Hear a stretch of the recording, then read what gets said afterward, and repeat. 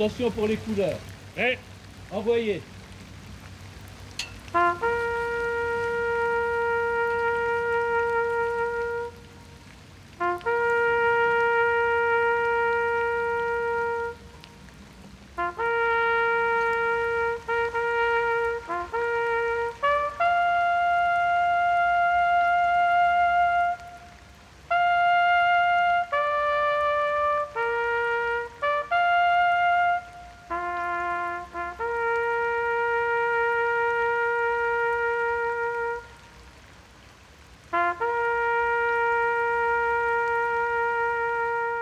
Devant Belfort, à travers les routes noyées de boue, dans la brume froide de l'automne, la première DFL, première division française libre, après avoir libéré notre région, s'est propulsée vers le nord pour libérer l'Alsace. Il y avait quand même un certain nombre de tirailleurs marocains, de Sénégalais, etc. Il y avait aussi beaucoup de gens d'Afrique du Nord. Les corps non réclamés, en fait, étaient entreposés dans différents petits cimetières du Doubs, de la Haute-Saône, des Vosges. Et en 1950, il est apparu nécessaire de regrouper ces corps. On a donc pu dénombrer les corps de 1264 musulmans, 994 chrétiens et 18 israélites.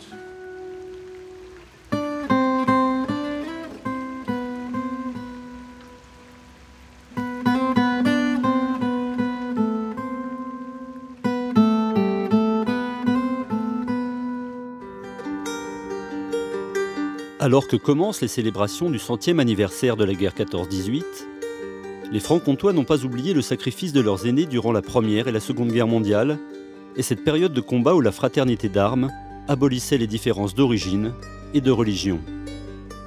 Tous mes grands-oncles, toute cette génération-là qui a fait la Deuxième Guerre mondiale, ils ont tous fait Monte Cassino. Ils ont fait le débarquement en Provence. Ils ont remonté la vallée du Rhône et participé évidemment, après ils ont bifurqué vers l'Est, ils ont participé à la libération de la Franche-Comté. Et ensuite, ils sont allés effectivement dans les Vosges.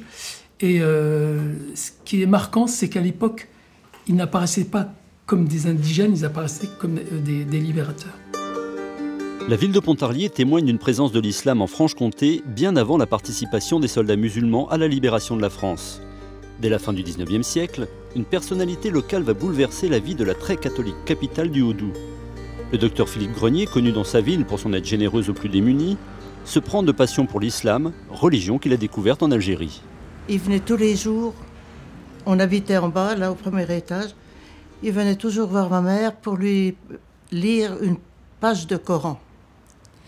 Alors ma mère l'écoutait religieusement, puis moi j'avais 13 ans, alors j'écoutais aussi. Il était gai, il était amusant, on en parle souvent.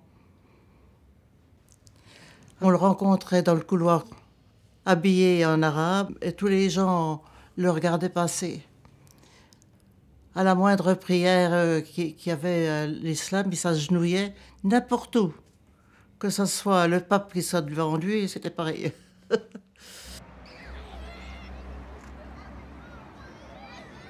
Philippe Grenier se convertit à l'islam en 1894. Donc il adhère totalement à sa nouvelle religion par la circoncision, par aussi le fait qu'il se rend à la Mecque comme tout bon musulman. Il va vraiment adhérer à la période du Ramadan, à la prière, au fait de psalmodier les versets du Coran. Et c'est le point de départ d'une conversion qui va venir progressivement. C'est quelque chose de très très réfléchi suite à un travail, à des lectures, à l'écriture, à l'apprentissage aussi de la langue arabe.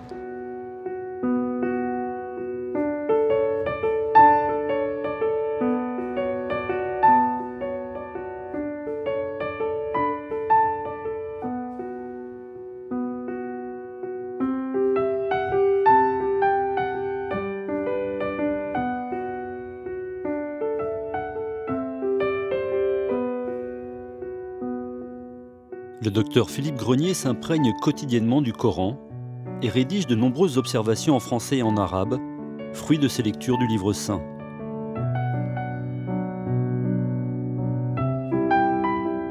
Il est très bien intégré parmi ses concitoyens. Il est d'ailleurs un élu municipal à ce moment-là, ce qui est le signe d'une adhésion de la population et qui n'est pas outrement choqué de ce fait.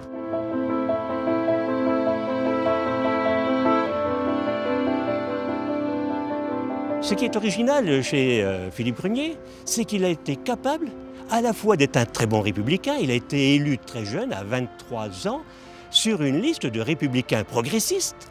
Ensuite, il va être candidat à la députation sur une liste radicale, à une période où le radicalisme, justement, avait plutôt un caractère laïque, pour ne pas dire laïcard à cette période-là. Et il arrive, justement, à faire cette synthèse entre cet attachement à la République, auquel il est fidèle, et ses valeurs de croyant. Il a été député, comme vous le savez. Il a été critiqué, il a été adoré. Alors tout le monde en parlait, on était dans la grande rue, tout le monde nous arrêtait pour nous demander des nouvelles. C'était un personnage qui est toujours vivant en nous. Hein.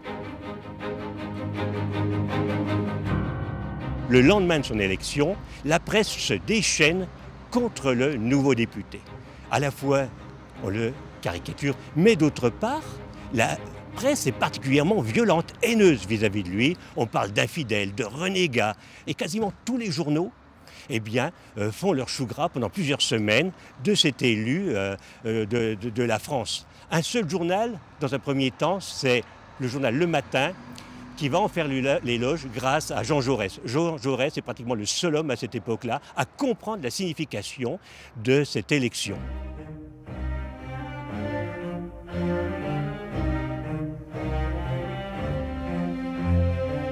Au fil du temps, la presse va modifier son regard sur le député musulman, reconnaissant en lui non seulement l'honnête homme, mais également son travail et sa compétence. En 1898, le docteur Philippe Grenier se représente aux élections législatives. Cette fois, il sera battu et ne sera plus jamais élu.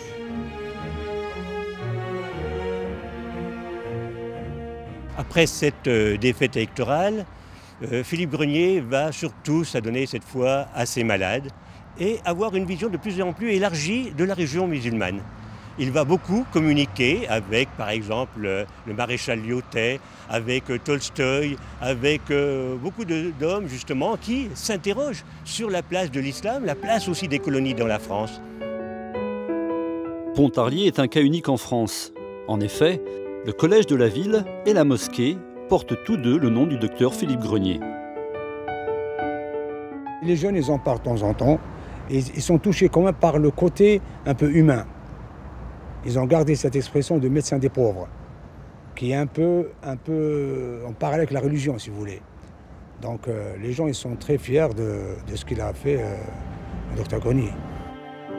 Le docteur Philippe Grenier s'est éteint à l'âge de 79 ans, le 25 mars 1944, 6 mois avant la libération de Pontarlier par la 3e division d'infanterie algérienne. Ma mère m'a raconté l'enterrement du docteur Grenier. Il y avait foule au point de vue, il y avait des paysans, il y avait tous les corps de métier, il y avait même des autorités de la ville, des autorités de Paris, mais il a été enterré avec une croix sur sa tombe, et maman critiquait un peu ça.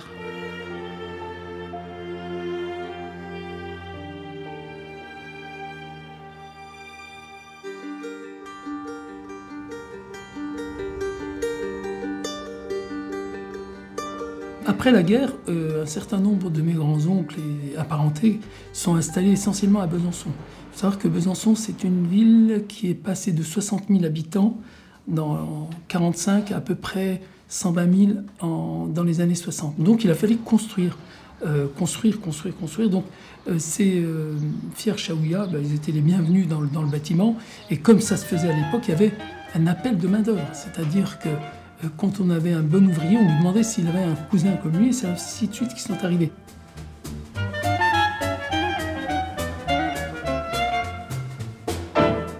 L'immigration s'est structurée, s'est organisée avec la 2e génération.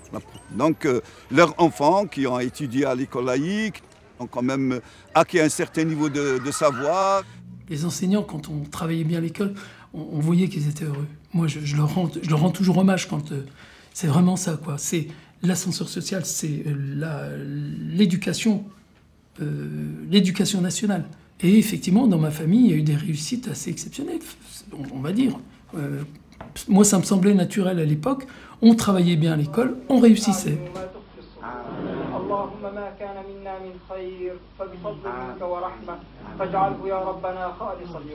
En ce qui concerne la foi religieuse, moi je l'ai toujours ressenti, elle a toujours été là. Ils l'avaient avec eux, pas comme un bagage, mais ils l'avaient en eux. Alors effectivement, ensuite les pratiques n'étaient pas les mêmes qu'aujourd'hui, puisque à l'époque, les gens effectivement n'avaient pas de lieu de culte. Il n'y avait pas de lieu de culte, donc les gens par exemple priaient à la maison. Mais moi ce que j'ai perçu de cette tradition-là, c'est qu'ils l'avaient en eux. La première génération, donc, elle a vécu un islam dans les caves.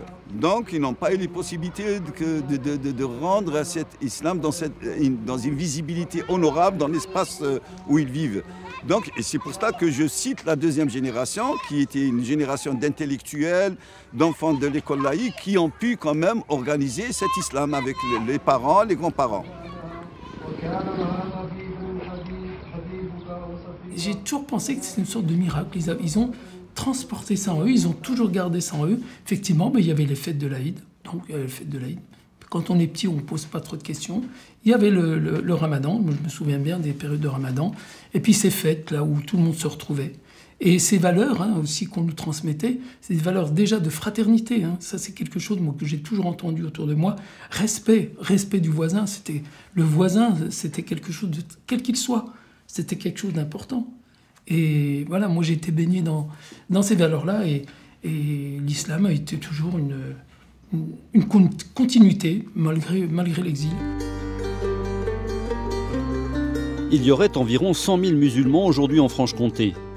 On les retrouve notamment dans les principaux bassins d'emploi de la région, Besançon pour son horlogerie et ses techniques de pointe, Belfort pour le TGV et Montbéliard pour l'industrie automobile. Mes parents, donc, ils sont originaires de Sivas, en Turquie. Mon père est arrivé en 1973. Il était dans la maçonnerie. Et ensuite, dans les années 78, il est rentré chez Peugeot, à Sochaux.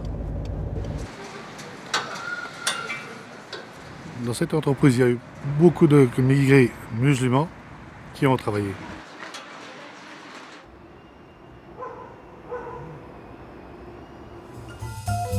Alors que les travailleurs originaires du Maghreb constituaient l'essentiel des vagues d'immigration depuis 1945, les années 1970 sont fortement marquées par l'arrivée d'une main-d'œuvre venue de Turquie, notamment dans le bassin de Sochaux-Montbéliard et de Valentigney.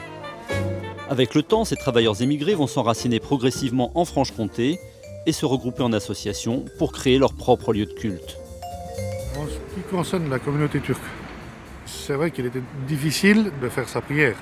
Il n'y avait pas les lieux, ils avaient un souci de langage, donc peut-être pour s'exprimer correctement, pour essayer d'avoir un local approprié.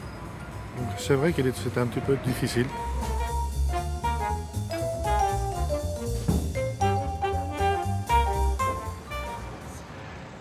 أعوذ بالله من الشيطان الرجيم بسم الله الرحمن الرحيم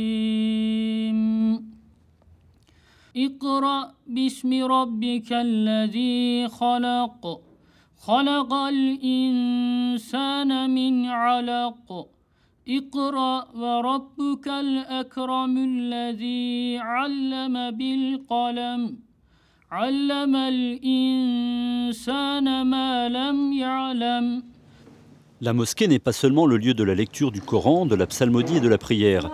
Elle joue aussi un rôle social et éducatif, notamment auprès des plus jeunes. La mosquée de Valentigney dispense des cours de langue turque et de religion à ses élèves.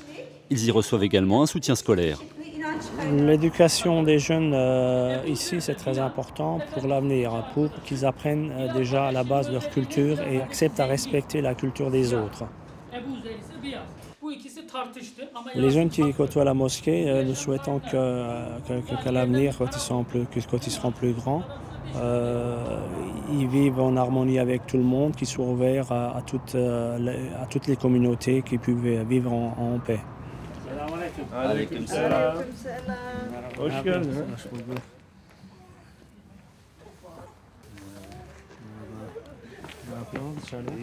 Dışarıdan içeri girecek. İçeri girecek. Gel gel. Hoş geldin oğlum, hoş geldin. Voilà, mon père est originaire de Kayseri, donc en Turquie, pas très loin des Cappadoces. İstanbul'dan bindim trene. Il a pris le train de Istanbul, il est arrivé à Forbach, en frontière allemande. Et au bout d'un an, donc, il avait des cousins qui travaillaient à Saint-Dizier, à Joinville, dans une fonderie. Et avec un de ses copains, quand ils ont vu l'annonce sur le journal que Peugeot cherchait du personnel et ils embauchaient, avec un de ses copains, il est venu donc, dans la région de Sochaux et a postulé pour un poste. Et il a travaillé pendant 34 ans dans ce site à Peugeot Sochaux. Erol Simsek perpétue la tradition familiale en travaillant lui aussi dans l'automobile. Il y a découvert un terrain pour incarner ses valeurs spirituelles, l'action syndicale. Dans les entreprises, on voit qu'effectivement, beaucoup de gens se sentent démunis face à leur hiérarchie, face à la direction, et à un moment donné, ils ont besoin d'aide. Et l'aide, c'est à ce moment-là qu'on l'apporte, nous, syndicalistes, et l'islam m'a effectivement aidé à voir les autres comme une famille en fin de compte, parce que nous, dans notre religion, ce qu'on dit, c'est que tout être humain fait partie d'une même famille. Il n'y a pas de race. Il n'y a qu'une seule race, c'est l'être humain, et tout le monde doit être égaux. Donc c'est pour ça qu'à un moment donné, ça m'aide effectivement à dire qu'ils soient chrétiens, juifs, orthodoxes, qu'ils soient même non-croyants, c'est un être humain, donc je dois l'aider. Le bassin industriel de Belfort a accueilli des travailleurs musulmans dès la fin de la Seconde Guerre mondiale. La Grande Mosquée n'a ouvert ses portes dans la vieille ville qu'en 2010. Ici à Belfort, les premières traces sont celles des tirailleurs algériens qui ont participé à la libération de la ville et qui ont fini par travailler ici. Alors certains ont décidé de dormir dans des cabanes et ils ont fini dans les années 50 par décider de leur construire un foyer préfabriqué. Ils les ont construits sur le lieu même de cette mosquée qui s'appelle, le lieu s'appelle la Lunette 18.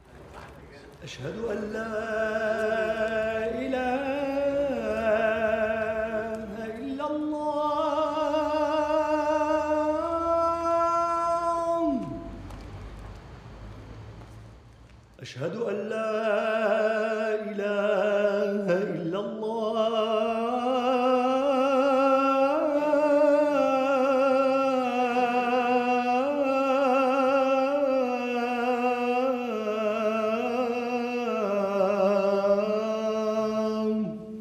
Cette volonté de l'architecte traduit la volonté justement des musulmans de s'ouvrir à la ville de Belfort. C'est très important. On souhaite faire de ce lieu-là un lieu qui soit approprié par l'ensemble des Belfortins. Ces terrains qui étaient appropriés par des travailleurs migrants et des musulmans depuis très longtemps pouvaient servir à l'édification d'une mosquée proche du centre-ville. Le comité des musulmans a mené à bien cette initiative, évidemment avec l'accord de la ville que je dirigeais à l'époque.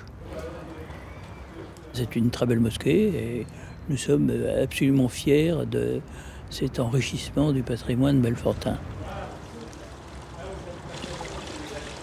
Ça a été officialisé en 2006. Donc la première pierre qui a été posée, ça s'est passé à l'extérieur. Donc nous l'avons posée en présence des autorités et puis des responsables religieux.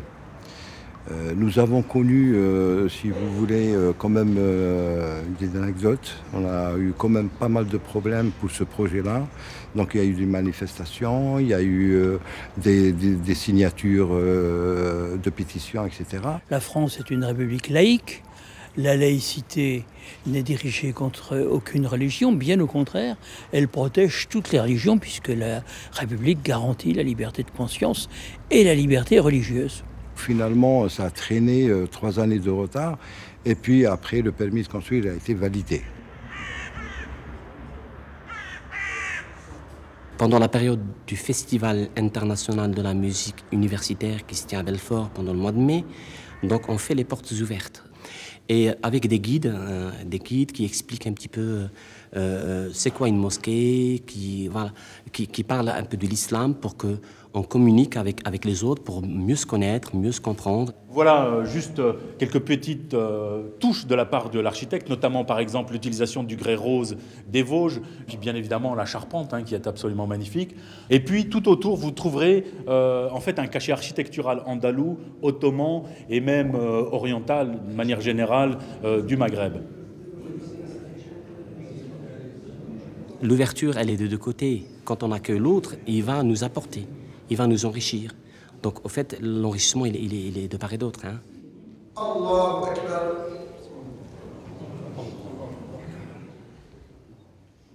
Alhamdulillahi Rabbil Alamin.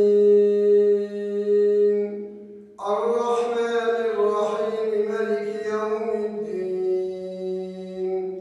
Iyyaka na'budu wa iyyaka nasta'in. Ihdina as-siratal mustaqim. Siratal ladhina an'amta alayhim. Ghayril maghdubi alayhim waladdallin.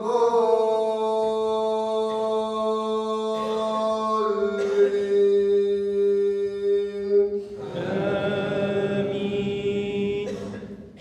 Allahu Akbar.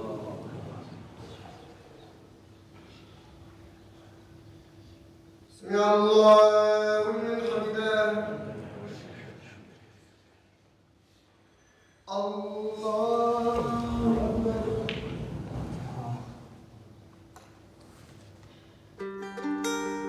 Depuis de nombreuses années, les musulmans de Franche-Comté se sont investis dans le dialogue interreligieux. Tahar Belhadj est l'un des acteurs du dialogue islamo-chrétien à Besançon. La relation islamo-chrétienne est très harmonieuse depuis 10 ans. Il y a des rencontres. Nous commémorons chaque année l'esprit d'Assise, c'est-à-dire la rencontre d'Assise où le pape, sa sainteté, le pape Jean-Paul II, a rassemblé tous les monothéistes pour pouvoir faire une prière commune à Assise. Et depuis, on commémore chaque année une rencontre. Moi, ce qui me séduit beaucoup mais la plupart des musulmans que je rencontre, c'est le sens de l'hospitalité. Et je crois que c'est un peuple qui a le sens de l'hospitalité. Même si à la limite certains sont réticents de voir que nous, on est demandeurs de rencontres, néanmoins il y aura toujours cet accueil, ce sens de l'hospitalité. Il ne s'agit pas de convertir l'autre, mais il s'agit d'accueillir l'autre dans sa manière de vivre la foi de sa tradition, et puis de se dire peut-être après en quoi la manière dont ils vivent leur foi m'interroge pour mieux vivre la mienne. Si on écarte la culture de la religion, on vit en autarcie. Et on n'arrive pas à s'intégrer dans la culture de l'autre, parce que c'est la rencontre des cultures qui nous aide à pouvoir, c'est une clé qui nous aide à pouvoir dialoguer dans la sincérité, dans l'authenticité. Besançon compte 15 000 musulmans, pour la plupart originaires d'Algérie et du Maroc. Située dans le quartier Saint-Claude, la mosquée Souna est la plus ancienne de la ville et l'une des très rares de Franche-Comté à être dotée d'un minaret. Je vous dis honnêtement, je suis très content de l'avoir fait construire la mosquée ici, et avec un minaret, et que tout le monde se voyait de loin. On était parmi les premiers à demander la minaret. On n'avait pas de problème. On n'avait pas de problème. Pour ceux-ci maintenant, on n'aurait pas accepté.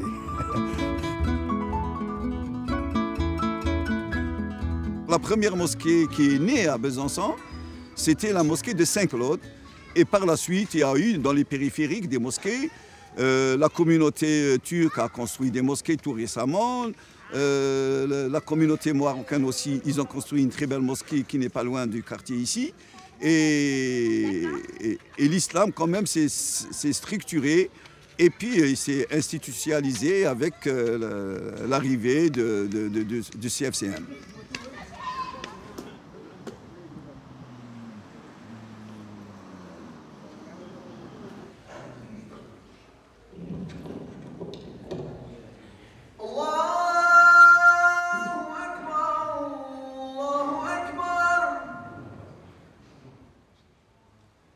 أشهد أن لا إله إلا الله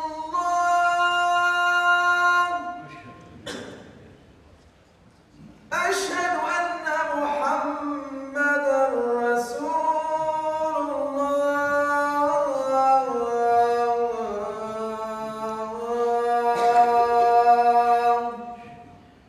Le discours du vendredi, il est porteur d'un message. Et là, pour celui qui n'est pas initié, il n'a qu'à prêter l'oreille pour comprendre beaucoup de choses. Bien sûr, ce que dit le Seigneur, ce que dit le prophète Mahomet, sallallahu alayhi wa sallam. Et ça, c'est très important et très bénéfique, surtout pour ceux qui n'ont pas accès à la lecture.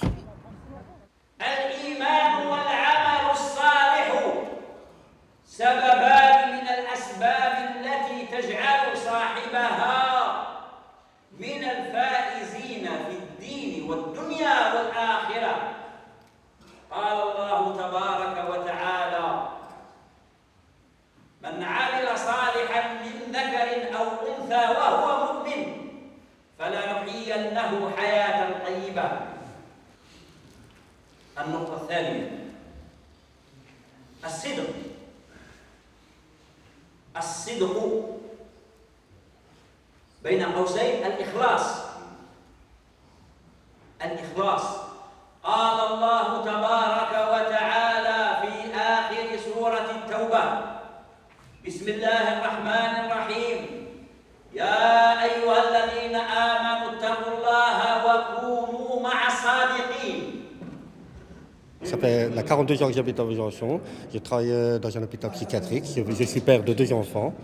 Et puis je fréquente cette mosquée assez régulièrement, enfin, d'autant que je peux, parce que je travaille souvent le vendredi. Donc à chaque fois que j'ai un vendredi libre, je viens à chaque fois. Je fréquente cette mosquée à peu près tous les jours, pendant mes temps libres. Le vendredi, surtout le vendredi, jour important.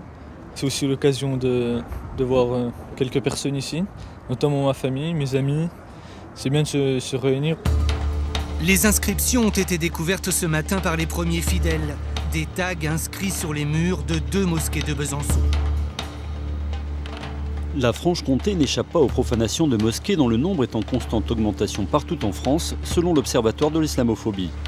Ces actes n'empêchent pourtant pas les musulmans de la région de témoigner quotidiennement de leur engagement citoyen.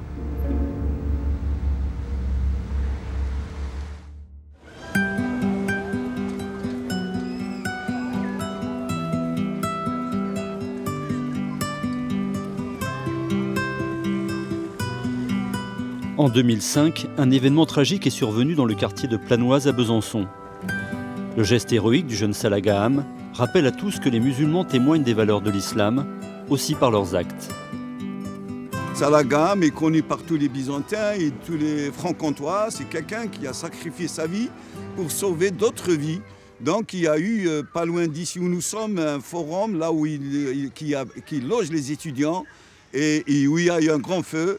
Et puis lui, il n'a pas voulu quitter le lieu du feu. Il était tout proche du foyer du feu. Il en a sauvé énormément de vies et en donnant la sienne. Voilà.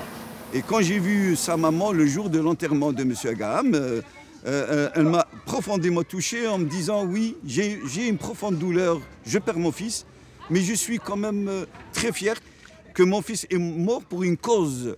Il a sauvé des vies humaines. Et c'est ça l'islam.